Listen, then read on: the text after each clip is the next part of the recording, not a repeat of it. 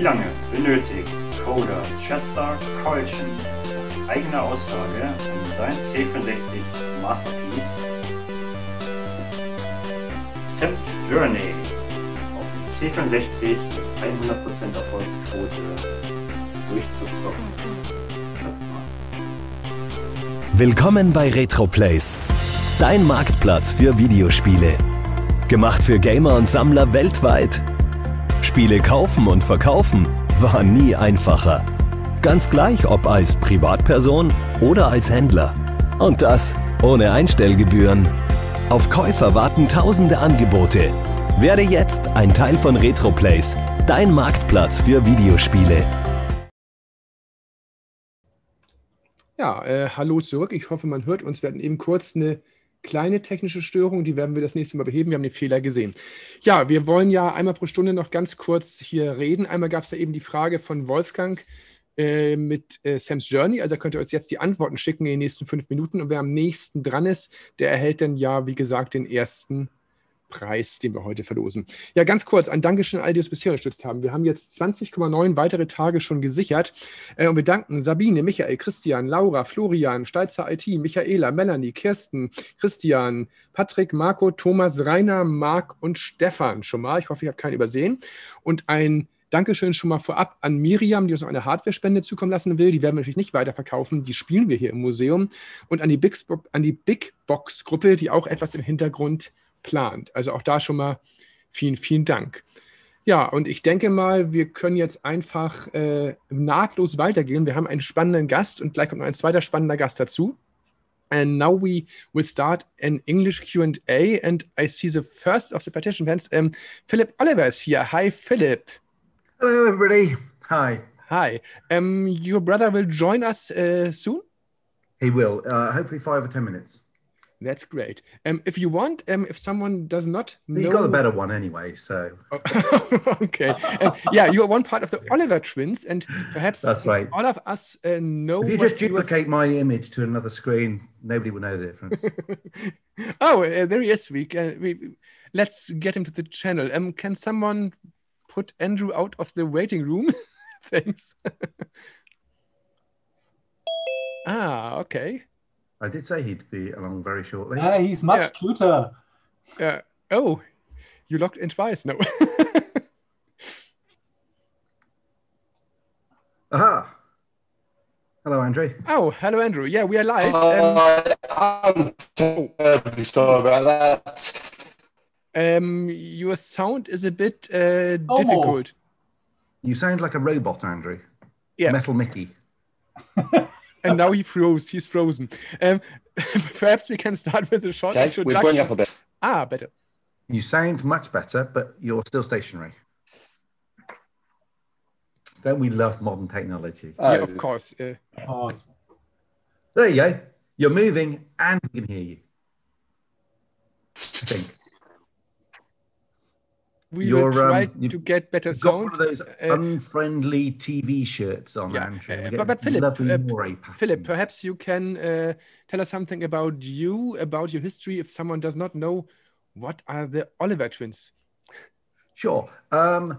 So Andrew and I, we started playing games back in the very early 80s, probably about 1980. And our older brother got a ZX81, which had a massive 1K of memory and a paper keyboard. So if any of you guys know a ZX81, they were quite terrible. The one thing you learn from a ZX81 is you need a better computer. So we saved up and bought a Dragon 32. Probably didn't make it to Germany, that one. Not a very successful computer at all. Had 32K of memory and it did actually have color. So it was quite an unpopular computer. There weren't many games available for it, but that forced us to try to sort of learn how to program the BASIC that was built into the computer to make our own games. From there, we moved on to a BBC Micro. I'm sure you've heard of it. It's a great machine, unbelievable technology for the time. We made some better games, got better at programming, started learning assembler, and then we found it very difficult to sell games. Once we'd mastered how to make games, we wanted to sell them. We wanted to have them in the shops. it's actually very difficult to sell on that computer because it was largely sold into education. And the classroom, the teachers aren't going to buy games. So we were convinced by Firebird, the guy who was running Firebird at the time, Tony Rainbird, that actually Amstrad was bringing out this new machine and maybe we should jump onto the Amstrad. So we decided to start programming games onto the Amstrad, and actually we were very early on the Amstrad. We'd missed the Spectrum completely. That had gone. So we jumped onto the Amstrad. We were quite early, and actually we produced a lot of games very quickly on the Amstrad. And by that time, we were pretty good at making them. And we had a great deal of success, mainly with Codemasters, because they were just launching at exactly the same time. So we had a meeting with them in September 86. They were just setting up their company. We were just moving to the Amstrad, and we said, how's about we make you some Amstrad games? Within a couple of months, we started making the Spectrum games as well, because we quickly discovered that the Spectrum market was much, much bigger. And actually, fundamentally, the Amstrad machine internally works very much like a Spectrum. And we were able to get porting our games from Amstrad to Spectrum within a day. And we were making games about once every month. So it increased our sales considerably. So that's kind of what we did in the 80s. We made a lot of games. I'd like to show you one thing which is running in our Retro there's one. Spiele Club. This is fast food, and we are playing it on the Spectrum. That's great. Andrew reprogrammed a version for Switch recently. Andrew, have you got the Switch version there? Is he frozen? He's there. Have you got the Switch version? I don't know where my Switch is, but so yeah. Oh, hang on, not that version, Andrew. Switch. Yeah, that's a different game. That's a different game. The Switch version of fast food. So you got because you're frozen. Yeah, hang on a moment. I thought you were going to mention that. No, that's your Spectrum next. No, there's something else for that. No, we'll get on to that. But I shall find a Switch. Go and find a Switch, because we'll get on to that. Your daughter's probably got it playing it. Good. Oh, there you go. Well, we all know what a Switch looks like. Well, yeah, if it's got back. Yeah, the batteries might have died. For God's sake. Yeah. Well, I didn't know that you were going to be asked to suddenly bring this out. I'm just looking for... No, I was going to say, I wonder where my prop bag is. So yes, you got fast food and you've been playing fast food. So fast food was a very successful game that we made, and it took all of 3 days to make. Did quite well. I think it sold over 100,000 copies. We basically, in the early days, we were inspired to make games and play games by Pac-Man. It was actually a rip-off Pac-Man. It was on our friend's Apple IIe. His father had bought this Apple IIe, very expensive machine.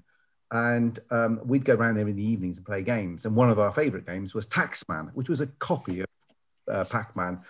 And that's one of the things that inspired us to want to make our own games. And in fact, when we had that Dragon 32, the first thing we were trying to make was like, can we make a Pac-Man style game? We couldn't, turns out, because we weren't good enough. But then many years later, when we'd learned how to write assembler code and we could do arcade style games, we were just chatting about how easy it would be to make. Now that we had all the skills, how easy it would be to make a Pac-Man style game, a maze game. And it was a Friday evening or afternoon when we were having this conversation. And we were working on Grand Prix Simulator 2 at the time, which was a fairly big project, a sort of a 6-week project. That's a big project for us. And we said, well, it is the weekend. We're not doing anything. Why don't we do like they do sort of game jams now? They didn't do them back then. And spend the whole weekend, no sleep. And by Monday morning, we'll finish a game, a maze game that we can release in time for Christmas. And that's what we did. And Monday morning, we had pretty much most of the game there. We did, during the following week, actually have an artist improve the graphics slightly. So it wasn't programmer art. Unfortunately, the game got delayed and it didn't go out for Christmas. But hey-ho, but that was more down to publishing and other issues. Business is business. Yeah. I mean, to be honest, I was always very impressed with how fast Codemasters could release games. We would give them a master cassette. Quite often they didn't even test it. They just trusted us, which was quite scary looking back on that. But anyway, they would then have it duplicated, have some artwork produced, and it would be in the shops within 2 weeks. If we told them at beta, so when we were getting really close, that we were doing it, then I think a couple of the games were about a week after finishing that they were released, which is incredible turnaround. Yeah, in England it was much easier to give out these formats so quick. I was always when we go down here in our cellar, we have a C64 rack, and I see so many cassettes there. You can only imagine how short period there is from programming to release. It must be it could easily be done in under a month. Codemasters got it down to about 2 weeks. They were very, very fast. Yeah. There's a question it was very impressive, and people would do it was smaller duplication runs, but the places that we were taking them to, we used to duplicating music cassettes, so they were set up for production of huge volumes of music cassettes, and then we'd be putting in a game cassette. And to them, if it was say 50,000 cassettes, they could do that pretty quick. That's sort of for them. They just slot it into a production line, and it probably runs through within a few hours. And they've got everyone putting in the inlays and various other things. I mean, it's quite amazing how quickly they did the inlays. I mean, Codemasters would. The sound is a bit difficult. You're losing sound again, Andrew. The sound is a bit difficult. Something together. I think they're probably typically day for this sort of cover artwork, day to it was quite a production line themselves. We're probably bringing out more than a game a month. Perhaps, Andrew, you can switch off the video if there's a problem with the sound again. Perhaps then it will be better connection. He's the one with fiber to the door. I mean, I'm the one who has an aerial on the roof trying to find the local. Well, the irony is, I've got fiber optic. Oh yeah, the connection. So what's the problem, Andrew? What's the problem? Fixed it. Yeah, the irony is I've got fiber to the house. Now it's better. Without video, we can understand you. Right. A short question from the chat. Maniac is writing, he played the first Dizzy and he found it was amazing. And he said you create one of the first Metroidvanias, but why an egg? It was a big face. It wasn't an egg. So how did it all come about? We were working on, so we created Super Robin Hood first for Codemasters, and that was one of their first releases, and it was hugely successful. We then went on to create Ghost Hunters, which is running around a mansion, sort of playing Ghostbusters, if you like. Think Luigi's Mansion, but back in the 8-bit days. Way before them. I think they might have been inspired by our game, I think.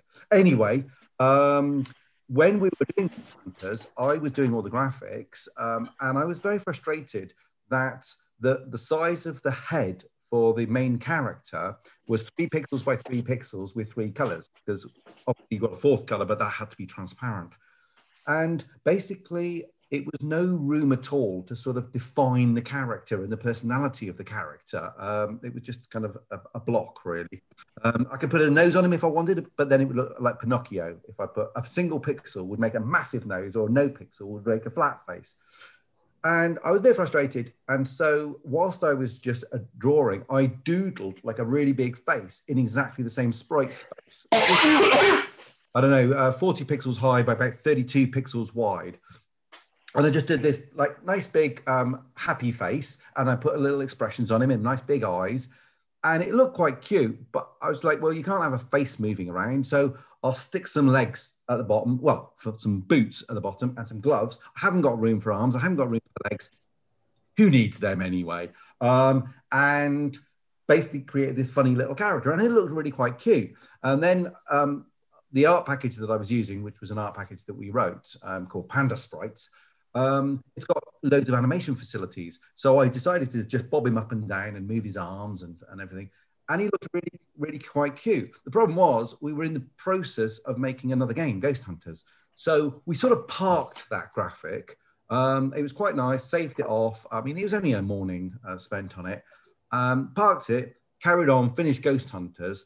But we often kind of spoke, this was in the October of 86, October, November 86. And we often spoke about, that was kind of quite a cute little character. If we need to do a character game at any time, then we'll use this little character.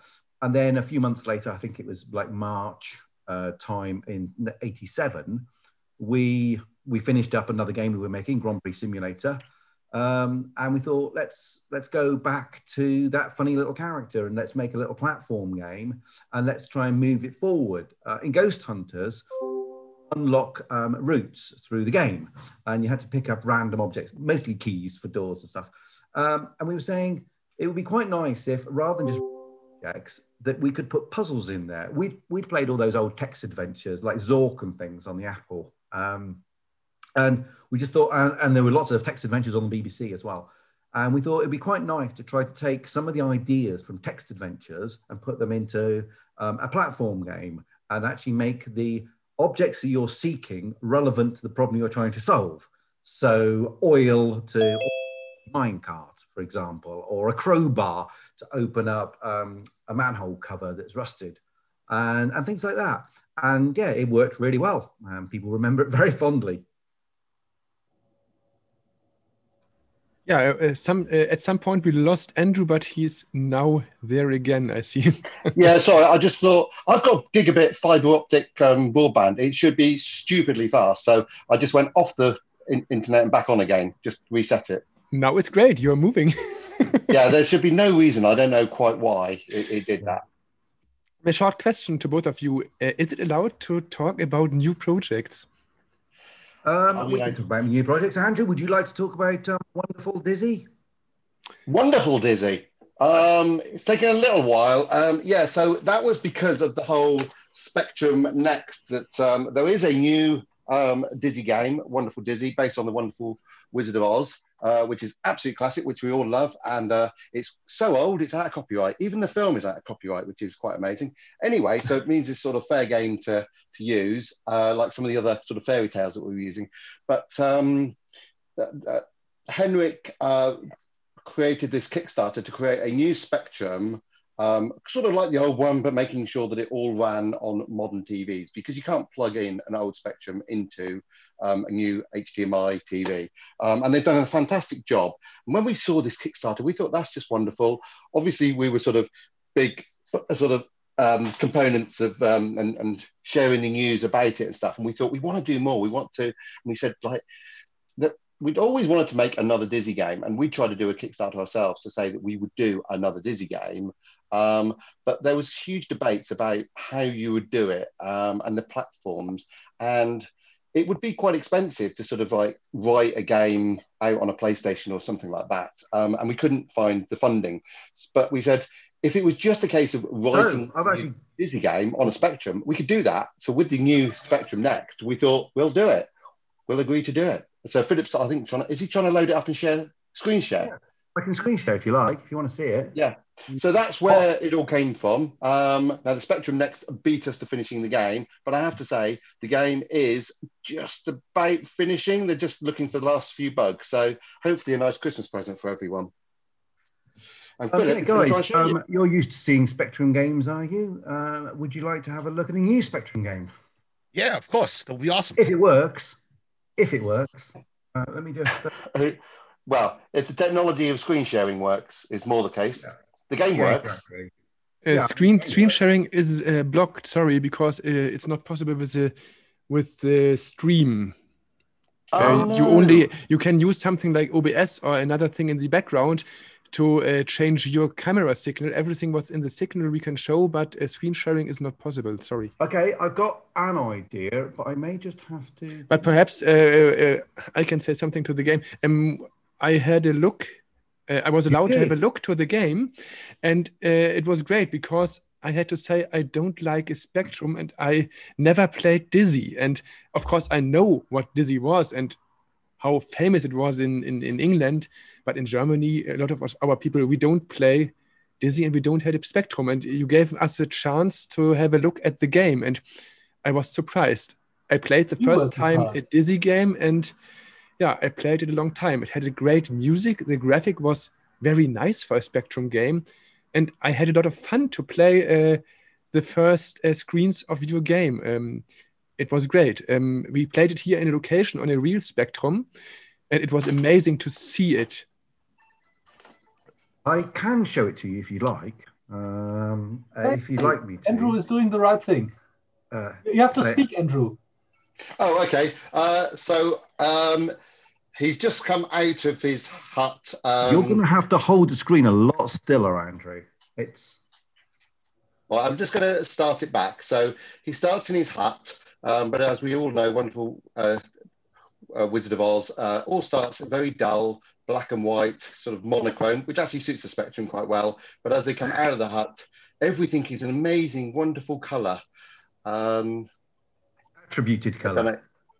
Yeah. Can you see that very well? Of course. I can just see a reflection of myself. Yeah. No, it's you can just about see that it's there and it's real. And I think the witch is about to arrive. So there we go. Yeah, the Wicked Witch of the West is not happy that your hut has just landed on her sister, the Wicked Witch of the East, and she's stealing Poggy away. There we go. You still have to say something, otherwise it won't be shown on the screen. Oh, I'm sorry. So I have to keep talking. So Yeah, Philip took over. I can't see it because I'm busy holding the camera, the phone. So yeah, you didn't see that, but the Wicked Witch of the West, I think, is just came. So now Dizzy's wandering around the Munchkin village. There's a few little Munchkins there. He's trying to work out how to get to the Yellow Brick Road. So it's all about puzzle solving. So this is actually a video. So in the playthrough, they kind of know what they're doing. But I was wondering if you were trying to play it at the same time, but that's that would be too hard. I was about to, and then thought I can't do that as well. So they've just got to the gates of the Yellow Brick Road. Can't get in the Yellow Brick Road. Oh yes, got the key. Using the key to open the gates, and now I always thought if there's Elton John in because you're moving into the Yellow Brick Road. Yes. Yes. Okay. We also have the Red Brick Road, John, but there's nothing to do with that. We also have the Red Brick Road. I know, on the left side, which is in the original story. It just didn't feature much in the film. So and most people know Wizard of Oz from the film. Yeah, so, Andrew, you can probably put that away now. We've got right. You get the idea. Yeah, so about to rescue Dozy, who is asleep as a scarecrow, and you've got to work out how to get the scarecrow down. But you have to help each of the characters exactly as you do in the film. But it's all puzzle based, so there's lots of other puzzles you have to solve beyond what the film. But the funny thing is, you look back at the film, and it is sort of similar to the sort of gameplay of Dizzy. It actually sort of marries on really well. The other thing that's really good about it, which became sort of a natural fit, is that the story and the film have this concept that all these characters are known to Dorothy, in our case Dizzy, but in this new dream world, the wonderful world of Oz, they're all new characters, and he's not sure if he knows them or recognizes them. But actually, if you know the film and you know the book, then they are the characters from the original farm. And spoiler. So they're recast. Spoilers, yeah, spoilers. But they're all recast. And actually, that just works absolutely perfectly for what we do. The characters mapped on exactly. It was quite funny. Yeah, they do. It does make you wonder if we grew up with Wizard of Oz, whether that was actually at the back of our minds some sort of inspiration, because they do marry just too well. They do. And the other thing that's absolutely fantastic for a video game is that when the author mapped out the world, he actually mapped it into quarters, and you start in the middle, and you've got a north, south, east, and west, and you start in the middle. And that's how the book is written. But it makes it absolutely perfect for an adventure game. You start in the middle of a map, and you have to kind of go left, right, up, and down to sort of find everything. It works brilliantly. To both of you, just want to mention I'm not a Spectrum lover. I'm not a Spectrum user because I started on a C64 as most of us in Germany. But I love, and I truly say I love the music on this title because we have played it on our Spectrum 2 here. and it Yes. works perfectly. How did you make the music? I never heard something. Not down to us. That'll be oh gosh, is it Marco that does the music? I'd have to quickly look up the credits. Have you got the credits there, Andrew? No, I don't. Sorry. It looks as though you're looking at them. I mean, I am trying. due to a few little issues with sort of using Dizzy, we can't make money from it. So any money that's made is always given to charity from Dizzy, which is nice, but it does mean it hampers us getting lots of graphics and music and things through for new games. So we did this all as a hobby with a team of sort of talented fans that sort of were keen to making a Dizzy game. Yeah, no money has changed hands in making this. Yeah, well, and if any money does come in, it goes straight to charity. So that's one of those things. But it's actually what's slightly holding back doing anything bigger and grander. Although there is fast food, as we said, on the Nintendo Switch that we've done, which was quite a big task. But that was because we all got locked down. So we had more time on our hands. So there you go. There's a positive, optimistic story about coronavirus. Yeah, you wouldn't have fast food Dizzy on the Switch if it wasn't for coronavirus. I have something from the chat if you like to. We've got at least you have one big fan in the chat right now. That's Gizmo, one of our visitors here in our retro location, and he said BBC Micro. He had used the Acorns machines later. Archimedes 3000, RISC PC 600, but he still has a soft spot for the BBC Basic. Yeah.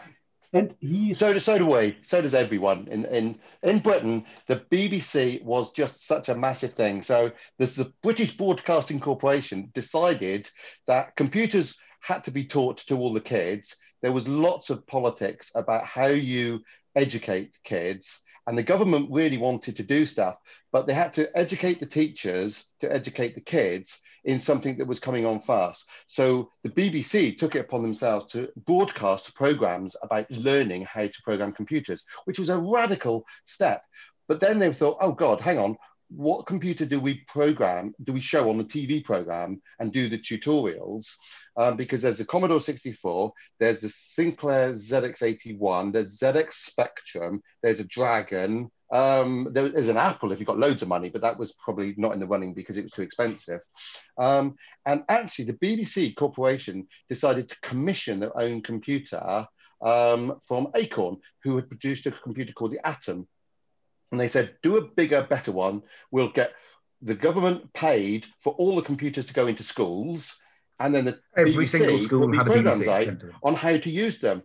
And it was an amazing computer. It was really powerful. The BASIC was so easy to use, but it had a wonderful thing that has never been done since. And I still, to this day, I talk to people at places like Unity and stuff about this. And that is, you could program it in simple BASIC, but in amongst it, you could put the assembler code in amongst it. So you could go as deep as you like. So, I mean, at the moment, I suppose that's like Unity, you've got the sort of drag and drop language, and then you can go into actually scripting, and you can script in a few different languages.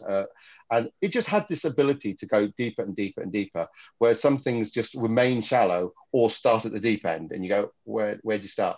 And obviously, Acorn are very famous because they decided, rather than on the next computer, it is Acorn set up a little subsidiary to do their own chip because they were using the 6502, which was the common chip from all the arcade machines and some other computers, and is pretty much what was in the original Nintendo and the Commodore 64.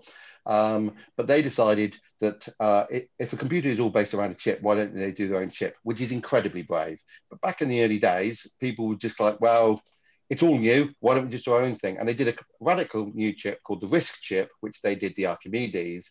And it was just a very different architecture, which used very little power, was actually quite powerful.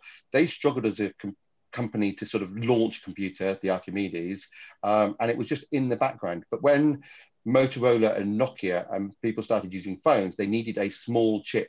And they went back to that technology. And then the ARM processor became quite a big thing, especially as smartphones came out. So that we all had these ARM processors. And obviously, couple of weeks ago, there was the huge news that Apple have done their own new M1 chip with the RISC architecture technology, which is a blindingly fast licensed from ARM. It's still licensed. Yeah. It started. That's where its roots were. So, I mean, to people who don't know, computers from Apple are about to take a massive leap forward. They have just and they can all owe it, and they all owe it back to the BBC. Yeah, which is incredible. So there you go. So the RISC architecture was all designed on BBC Basic. Yeah, totally agree. I also got my I also got my Acorn A3000 sitting right behind me, somewhere behind the green screen. Great machine. I love it. And I also still own a RISC PC with a strong ARM. But I want to come to a question from the chat. So our dear listener Arne from the US is saying this. He absolutely loves Grand Prix Simulator on the CPC. The car are just rectangles with a dot. They are so cute. The gameplay is super fun. But was there a reason to make the cars so rubbish? So what happened was you got so few pixels to play with. Yeah. So what happened was the Amstrad was trying to be. It was 2 years or so after the Spectrum, and what they wanted to do is just make better graphics. So fundamentally, it had the same main chip, the Z80 chip in, but they put a bigger graphics chip in, and it had different modes. So you could have a high-res, low amount of colors, or a lower res, more colors. It was all because RAM was very expensive and limited, so 32K. And we thought, wouldn't it be cool to use the 16 color mode, so it's a bit more colorful, but that will drop the resolution. But then at least you can have sort of red and white stripes around the road, green grass, different color cars. It's just that they'll be very low res. And we sort of mocked up what a track would roughly look like and thought, that looks quite nice. And it looks fundamentally more colorful than a Spectrum. And so it was nice. But then it was a case of, we came to the cars and it's like, to have gameplay, you need the track to appear big to the car. So there's a decent distance to go around. So you need the cars to be small. So we made the cars smaller and smaller and smaller. And the pixels are pretty big. So they ended up, and then they got to rotate. And it was like, man, as we started rotating, so the cars, when we first started out, were about twice as big, and we'd drawn them quite nice. But then as you made when you want the track to appear bigger so that there's a decent amount of distance to go around, you made the car smaller and smaller, and then we went to rotate it and it just broke up, and we were like, oh my God, you know what? This is just a shattered mess. Let's just make it plain and simple and just accept that fundamentally, if you were kind of looking bird's eye view to a car from top down, it is kind of a box, and let's just keep it as a plain, simple box, because any attempt to do anything else just shattered. Yep. So there you go. And it's also programmer graphics.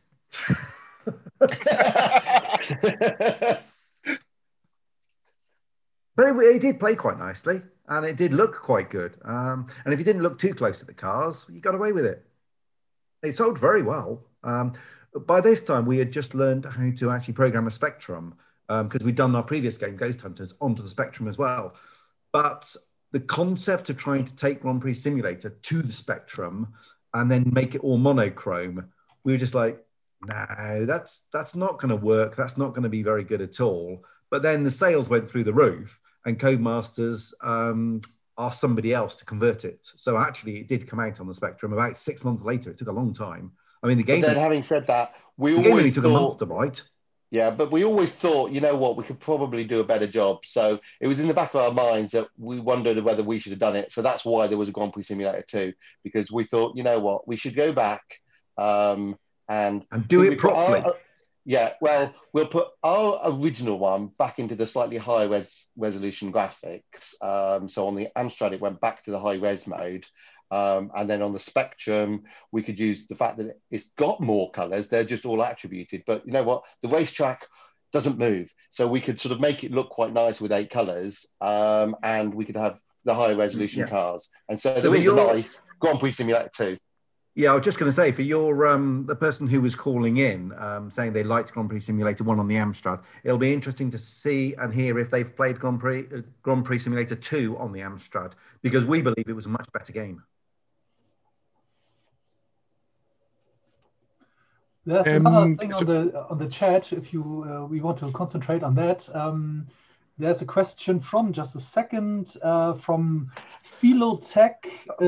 Before just because this is an interesting little point. So Grand Prix Simulator, just finishing off the point of Grand Prix Simulator, because I just think your audience will find this very interesting, and that was the first sort of car racing game from Codemasters. Now Codemasters have gone over the years and made more and more racing games. They went into the Tockers and Colin McRae's, up into the grids. Micro Machines.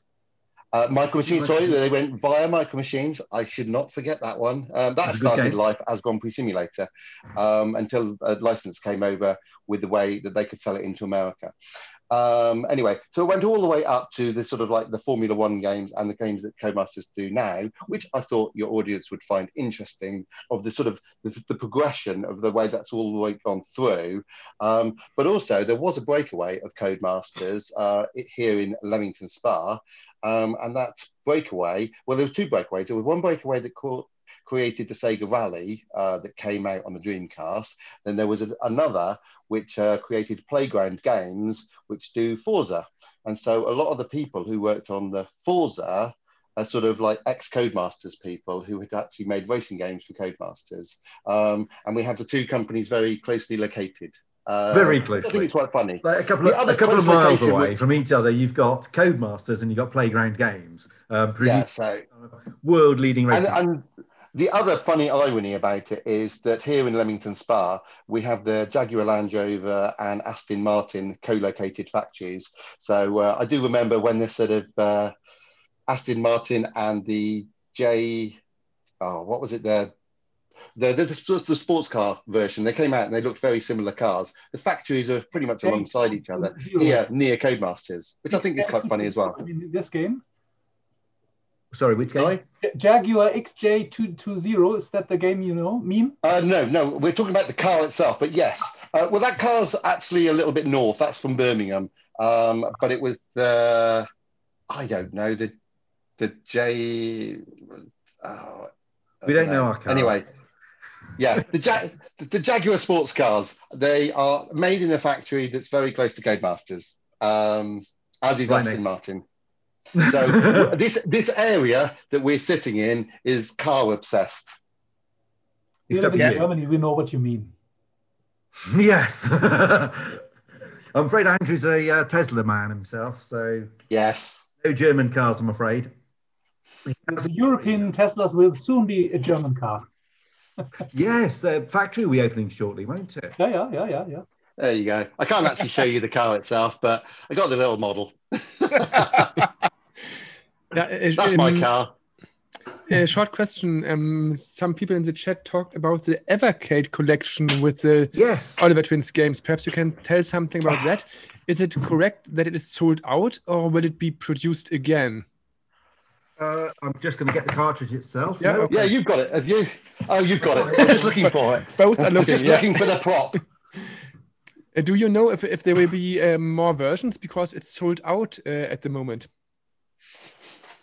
I have no idea. I'm glad that it's popular. I mean, I have to say they've done a brilliant job, and we were so impressed by the console itself, and the fact that they've got so many games out there, and they boot up and they run so nicely. I mean, obviously they are all the retro games, but if you're a retro fan, they're absolutely nailed what you can do, and you can even plug it into a TV. But to be fair, the screen is really nice.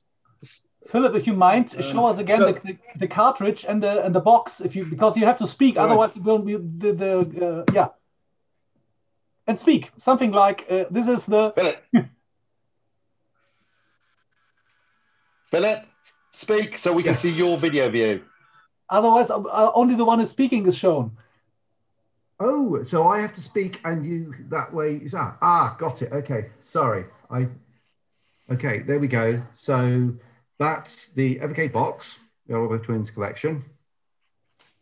And you can see that nicely. Then you've got the Evercade box itself, which is fantastic production quality. Just turn it round. There we go. No problem at all.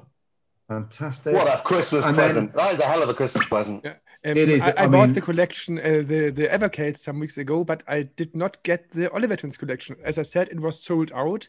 Cheated. No, it's the most popular, and there's a good reason for that. And then basically, when you put the cartridge in, I seem to have two cartridges. I've got the cartridge there, and I've got one in the machine. So they definitely made more than one. And then, you just got, what is it? Is it 11 games? 11 games included. We've got, right, hang on. If I scroll it through, what have we got? Right, left and right. The BMX Simulator. BMX Simulator. Dizzy Adventure. Dreamworld Poggy. Fantastic Adventures of Dizzy. Yeah, they did the menu system, and it's really nice. Go Dizzy Go. A Mystery World Dizzy. Panic Dizzy. Super Robin Hood. I feel dizzy. Right Dizzy. Wonderland Dizzy. And background to BMX. It's really, really nice little device. Brilliant. Okay. Oh, God. Finish my plug now. Oh. There we go. Gone straight into BMX Simulator. I'm not going to try and play it. Luckily, we always put autoplays into all of our games, so it'll play itself. There we go. Oof. That music was done by Gavin Rayburn, responsible for Ione's Playground Games. I say Ione's, Microsoft bought it off him recently. But the guy behind Forza Horizon, but he wrote the music. We've talked in the chat in the podcast about the situation that if you only had 1% of them, you would be rich by now. 1% of what? Codemasters? Yeah. I was talking to David Darling the other day, and I actually asked him if he had any shares in Codemasters, and he said no. In 2006, he sold all his shares. And I said, but they were on the stock market recently. You could have bought them back. But he didn't. Yeah. So I've got he some said he's shares very, in very proud. Codemasters, but very small amount. Yeah. I think Richard and David Darling did very well out of Codemasters. Sometimes it makes sense that you put yourself in one direction. You produce mostly racing games and more racing games and more racing games. And then somebody says, oh, we had to buy something. It's end of the year. We're looking for a company making racing games. And they say, oh, let's buy them for Yes. $1 billion. For $1 billion. Yeah, it's just $1 billion. There's some rich people around.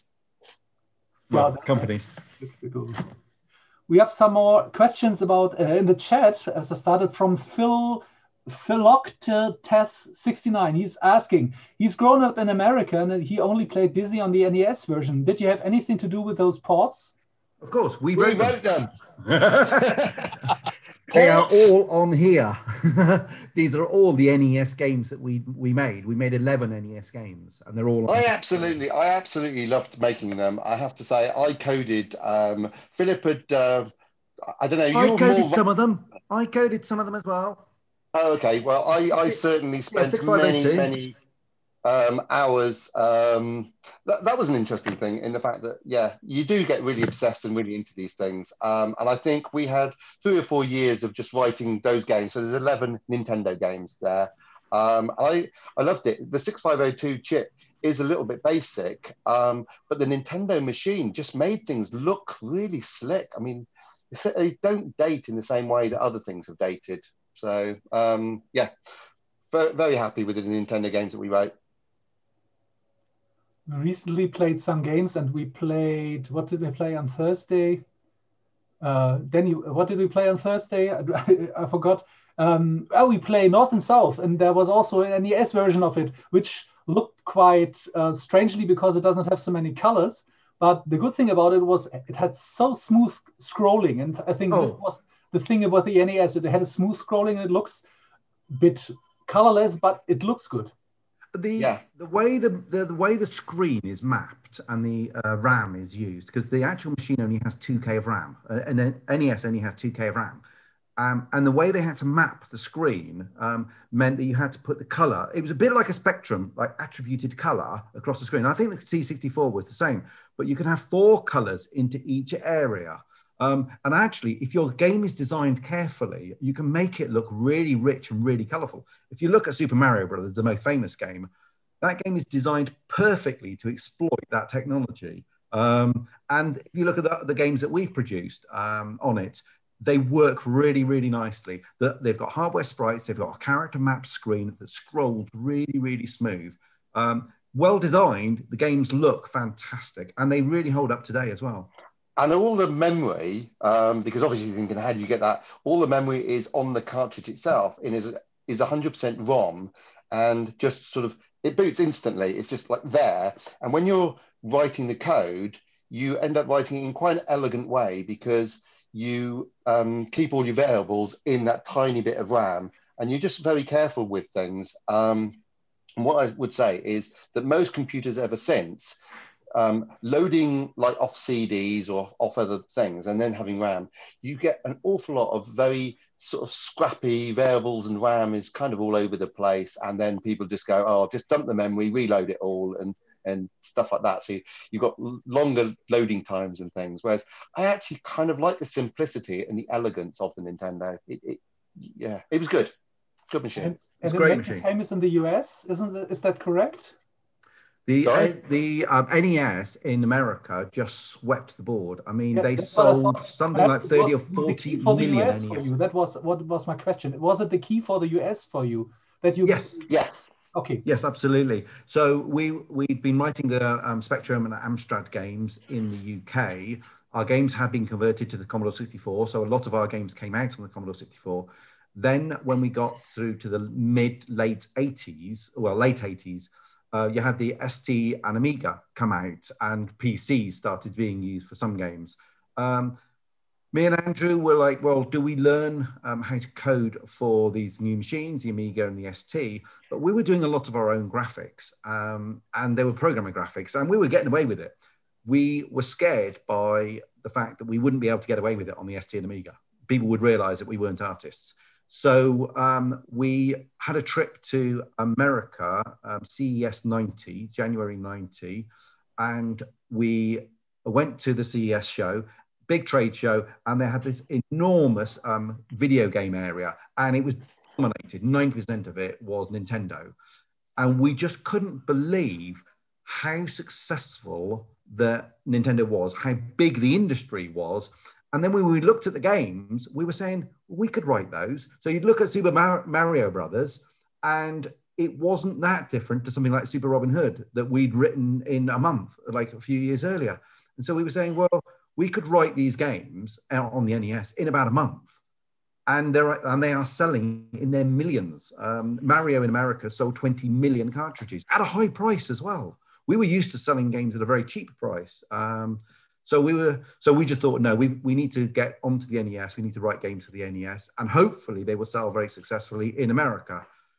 Bit of a long story, they didn't, but that's not down to the quality of the games. That was all to do with licensing and politics. Yeah, I want to quote the chat because our user Gizmo, he says he still has a copy of Super Robin Hood for the CPC from back in the day, and it's fair to say that an Amstrad user in the 80s life would have been a much sadder without the affordable Oliver Twins and, of course, Codemaster releases. So, thanks. Oh, thank you very much. Well, thank you. And the guy who earlier asked about Grand Prix Simulator. Yeah, he played both versions, but he likes the first version better because of the cute cars. Oh, okay. Otherwise known as cardboard boxes. And there's some more in the chat. They loved Manfred, which is one of our users, said that he played BMX Simulator a few hours for hours with his buddy. I can imagine it because it's a very funny or a very good two-player game. And Arnold said, ski simulator sometimes follows the computer and moves me out of the screen, so I cannot see my player sprites anymore. Oh. Was that a bug or intentional? Is it a foreshadowing of Micro Machines, perhaps? Is this is this the NES version? No, Philip. Let me answer this one because it's technical. So I know it's technical. No. But when we were young writing these games, we liked going skiing. So, and when we were skiing, we were like, oh, let's base a game on skiing. Although, ironically, we wrote a skiing game in the summer. But when you're out and about, you're thinking, how can you do certain things with very limited computers? Because back in the day, you were generally thinking, right, we can move a few small sprites around the screen, and if you're lucky, some computers allowed scrolling. Unfortunately, the Amstrad and Spectrum didn't really allow scrolling, so that was a little bit of a problem. But we loved the game Marble Madness, and we'd always looked at the game Marble Madness and said, it's like a hilltop that you're bringing the marble down, and we could try and make that look like a ski slope and bring a skier down the slope. And we were sort of having this revelation on a skiing holiday and thought, we're going to do this. We're going to make a skiing game.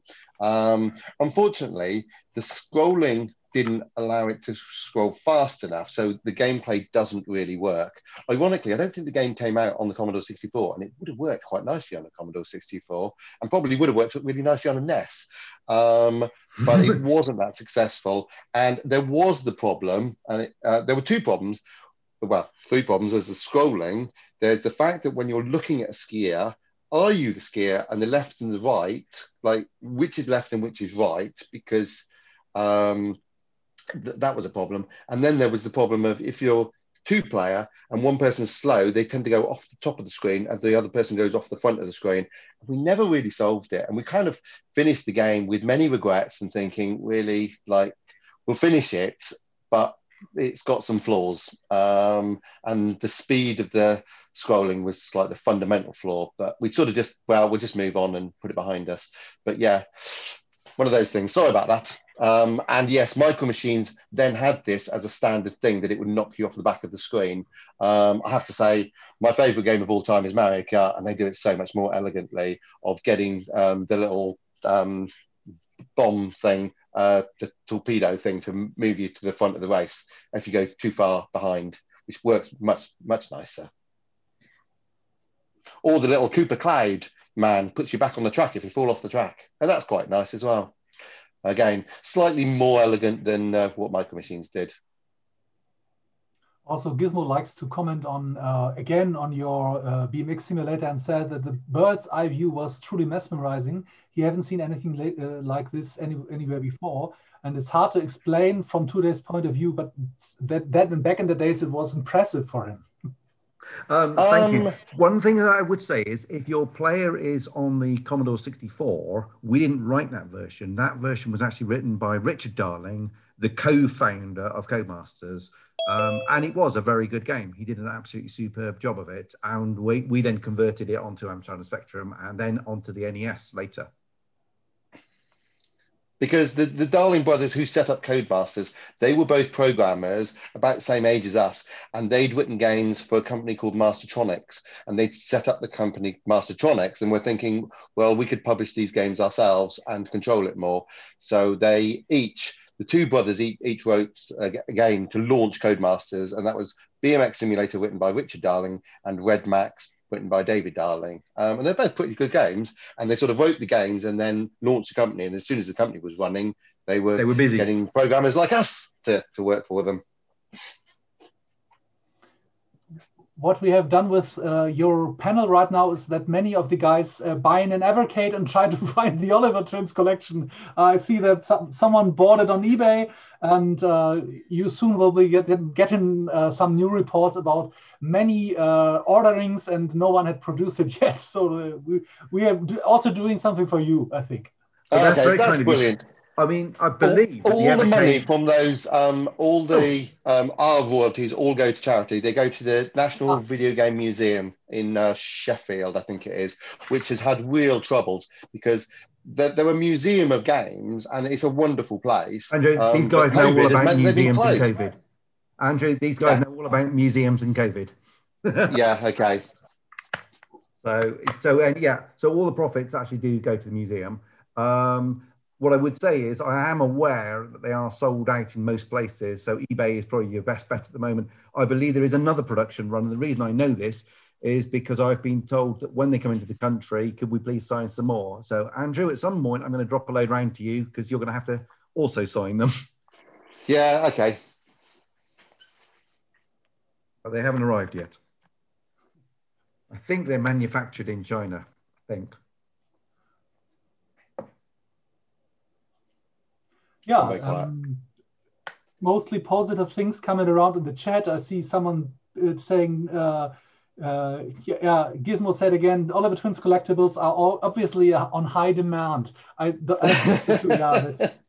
And if you imagine how old these products are, and of course you're not old, you're go manly in the we're experienced 50 plus, and as we all do. But I think for me it's always funny as doing a podcast that there is so much interest in early 80s stuff or mid 80s stuff, which is sometimes very difficult to play because it's sometimes you know what I mean. I was going to say I don't ever link a one of these old computers up to a CRT TV. I mean, they all. I don't think they work. That's half the reason for the Spectrum Next. I'm not doing that. I'm waiting for emulators, like software emulators, or in the case of the Evercade, hardware emulators, and the case of Spectrum Next, hardware emulators with a nice HDMI port on them.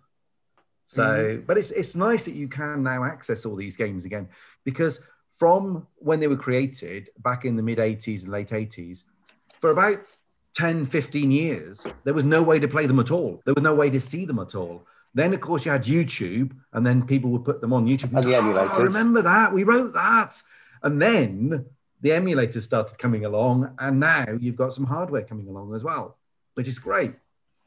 I don't want to interrupt you guys, but it was a great honor to have you here. And I hope we can talk with you again in the next weeks or month or something like that, because a lot of people seem to be interested in these things in Germany. Thanks a lot again, and hope to see you again. And we hope all our listeners and visitors will get the Dizzy collection. It's very interesting to look at the chat. Thanks, and hope to see you again. Okay, well, thank you very much, Patrick, Danny, Robin, thank you. Willkommen bei Retrokompott.